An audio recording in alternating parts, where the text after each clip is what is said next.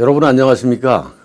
앞으로 10주간 보관하역론 강의를 진행할 이기희 교수라고 합니다. 여러분들 만나 뵙게 돼서 대단히 반갑습니다. 그럼 첫 번째 주 강의를 진행하도록 하겠습니다. 이번 주 강의 주제는 보관 창고의 기초 개념입니다. 첫 번째 시간에서는요, 보관의 이해라는 제목으로 좀 편한 내용을 여러분들께 말씀을 드리고자 합니다. 이번 시간에 여러분들께서 학습하셔야 될 내용은 보관이라는 용어와 보관 물류라는 용어의 차이에 대해서 좀 알아보시면 될 것이고요.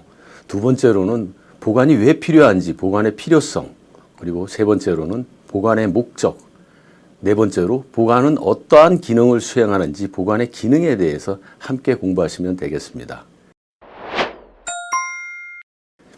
좀 전에 말씀드린 대로 이번 시간은 편하게 들으시면 됩니다. 여러분들께서는 한 번쯤은 보관이라는 용어를 사용하시고 들어보셨을 겁니다. 어떤 분들은 수시로 사용하겠죠. 여러분들 책상을 지금 서랍을 열어보십시오. 여러분들께서 사용하시는 문구류와 볼펜 같은 거겠죠. 볼펜, 스테이플러, 스카치 테이프 이런 것들이 가지런히 놓여 있겠죠. 그거 왜 거기에 놓아두십니까? 놓아두는 이유는 나중에 사용하려고 하는 거죠.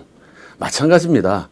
보관이라는 것은요, 나중에 사용할 것을 목적으로 해서 물품을 일정한 장소에서 일정한 기간 동안 온전하게 저장하는 것을 보관이라고 정의할 수가 있습니다. 결국 놓아두는 거죠. 어딘가에 물건 놓아두는 거죠. 목적은 나중에 미래에 사용하기 위한 목적인 것이죠. 그런데 여러분, 보관 물류라는 용어는 처음 들어보실 거예요. 보관이라는 용어는 많이 들어보셨는데 보관 물류라는 용어는 엄청 생소하실 겁니다. 보관 물류는요, 물품을 저장하는 개념의 보관이라는 용어에 추가해서 보관된 물품을 물리적인 관리를 행해서 물품의 가치를 유지하거나 또는 더 한 발 나아가서 향상시키는 활동을 보관 물류라고 합니다. 결국은 보관되어 있는 물품을 그냥 그대로 저장하는 게 아니라 거기에 어떤 물리적인 행위를 추가해서 물품을 온전하게 보존한다든지 심지어는 물품의 가치를 향상시키는 활동이 보관 물류죠. 어떻게 보관되어 있는 물품의 가치를 향상시키지? 무슨 가공 활동을 하나? 네, 맞습니다. 보관하고 있는 장소에서는 간단한 가공 활동들도 수행이 되고 있습니다. 포장이라든지 어떤 경우에는 오토바이의 도색 활동 같은 경우도 도색도 수행하는 경우가 있습니다. 또한 라벨을 붙이고 태그를 붙이고 이런 활동들이 모두 보관 장소에서 이루어집니다. 그럴 때 우리는 그러한 보관되어 있는 물품의 일정한 물리적 관리를 행할 때 보관 물류라는 표현을 사용을 합니다. 그런데 아쉽게도 보관이라는 용어와 보관 물류라는 용어는 서로 혼용해서 사용되고 있고, 오히려 보관 물류라는 용어보다는 보관이라는 용어가 실무계에서 널리 사용되고 있습니다.